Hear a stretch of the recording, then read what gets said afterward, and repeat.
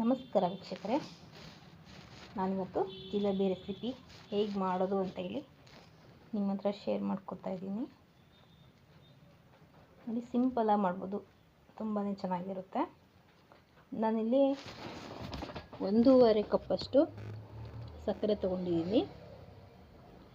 ನೋಡಿ, ಫಸ್ಟು ನಾವು ಪಾಕ ಮಾಡ್ಕೋಬೇಕಾಗತ್ತೆ. 1.5 ಕಪ್ಪಿಗೆ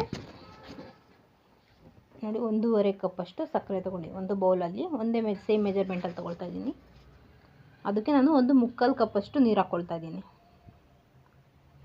ನೋಡಿ, ಇದನ್ನು ನಾವು ನೀಟಾಗಿ ಒಂದೇಳೆ ಪಾಕ ಬರೋವರೆಗೂ ಪಾಕ ಮಾಡ್ಕೋಬೇಕಾಗತ್ತೆ. ನೀಟಾಗಿ ಸಕ್ಕರೆ ಕರಗೋವರೆಗೂ ನೋಡಿ, ಒಂದೇಳೆ ಪಾಕ ಬರಬೇಕಿದ್ದು. ತುಂಬ ಜಾಸ್ತಿ ನೀರು ಹಾಕ್ಕೋಬೇಡಿ. 1.5 ಕಪ್ಪು ಸಕ್ಕರೆಗೆ 3/4 ಕಪ್ಪಷ್ಟು ನೀರು ಸಾಕಾಗುತ್ತೆ. ಇದಿಷ್ಟು ಆದಮೇಲೆ ನಮಗೆ ಒಂದೇಳೆ ಪಾಕ ಬರಬೇಕಾಗತ್ತೆ. ನೋಡಿ, ಸ್ವಲ್ಪ ಅಂಟು ಥರ ಬಂದರೆ ಸಾಕಾಗ್ಬಿಡುತ್ತೆ. ಇಷ್ಟ ಆದರೆ ಓಕೆ. ನಾನಿವಾಗ ಇದಕ್ಕೆ ನೋಡಿ, ಪಾಕ ಆಲ್ಮೋಸ್ಟ್ ರೆಡಿ ಇದೆ. ಇದಕ್ಕೆ ನಾನಿವಾಗ ಸ್ವಲ್ಪ ನಿಂಬೆಹಣ್ಣು ರಸ ಹಾಕ್ಕೊಳ್ತಾ ಇದ್ದೀನಿ. ಪಾಕದಲ್ಲಿ ನಾವು ನಿಂಬೆಹಣ್ಣಿನ ರಸ ಒಂದು ಸ್ವಲ್ಪ ಹಾಕಿದರೆ ಪಾಕ ಗಟ್ಟಿ ಆಗೋದಿಲ್ಲ. ನಾವು ಎಷ್ಟೊತ್ತಿನ ತನಕ ಇಟ್ಟಿದ್ರು ಅದು ಹಾಗೆ ಇರುತ್ತೆ. ಈಗ ನಾವು ಹಿಟ್ಟು ಕಲಿಸ್ಕೊಳ್ಳೋಣ. ನಾನು ಮೈದಾ ತೊಗೊಂಡಿದ್ದೀನಿ. 1/4 ಕಪ್ಪಷ್ಟು ನೋಡಿ, 1/4 ಕಪ್ಪಷ್ಟು ಮೈದಾ ತೊಗೊಂಡಿದ್ದೀನಿ. ಈ 1/4 ಕಪ್ಪಿಗೆ ನಾವು ಒಂದು ಅರ್ಧ ಕಪ್ಪಷ್ಟು ಮೊಸರು ಹಾಕ್ಕೋಬೇಕಾಗತ್ತೆ. ಹಾಗೆಯೇ ಒಂದು ಸ್ವಲ್ಪ ನಾನು ಕೇಸರಿ ಕಲರ್ ಹಾಕ್ಕೊಂಡಿದ್ದೀನಿ. ನೀವು ಕೇಸರಿ ಕಲರ್ ಹಾಕ್ಕೋಬೋದು, ಇಲ್ಲಾಂದರೆ ಸ್ವಲ್ಪ ಹಳದಿ ಹಾಕ್ಕೋಬೋದು.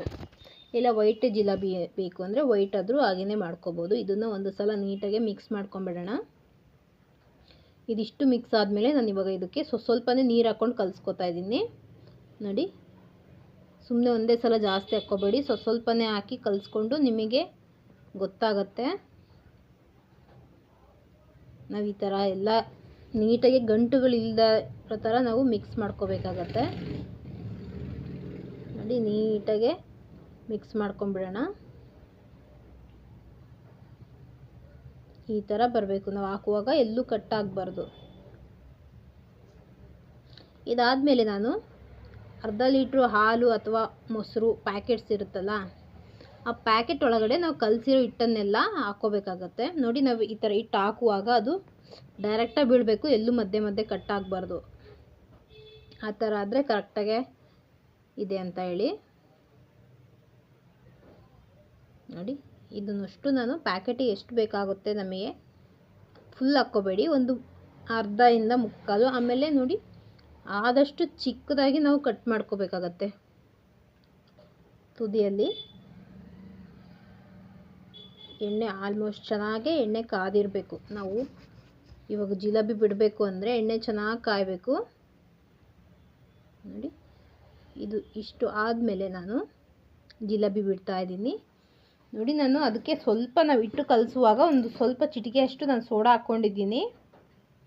ನಾನು ಅದನ್ನು ಆಗಲೇ ಹೇಳಬೇಕಿತ್ತು ನಿಮಗೆ, ನಾನು ಅದನ್ನು ವಿಡಿಯೋ ಅದು ಸ್ಕಿಪ್ ಆಗಿದೆ, ಹಾಗಾಗಿ ಈಗ ಹೇಳ್ತಾ ಇದ್ದೀನಿ. ನೀವು ಕಲಿಸೋ ಟೈಮಲ್ಲಿ ಸ್ವಲ್ಪ ಸೋಡಾ ಕೂಡ ಮಿಕ್ಸ್ ಮಾಡ್ಕೊಳ್ಳಿ, ಒಂದು ಚಿಟಿಕೆಯಷ್ಟು. ನೋಡಿ, ಅದಾದಮೇಲೆ ನಾನು ನೀಟಾಗಿ ನಾವು ಇವಾಗ ಕರೆದ ತಕ್ಷಣವೇ ಪಾಕದೊಳಗಡೆ ಹಾಕ್ಕೋಬೇಕಾಗತ್ತೆ. ಬಿಸಿ ಬಿಸಿನೇ ಹಾಕಿ ತೆಗೆದಿಟ್ಕೋಬೇಕು. ತುಂಬಾ ಚೆನ್ನಾಗಿರುತ್ತೆ.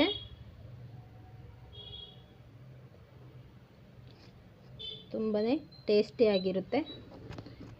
ನಮ್ಮ ಚಾನಲ್ನ ಸಬ್ಸ್ಕ್ರೈಬ್ ಮಾಡಿ, ಹಾಗೆಯೇ ಆದಷ್ಟು ಲೈಕ್ ಮಾಡಿ, ಶೇರ್ ಮಾಡಿ.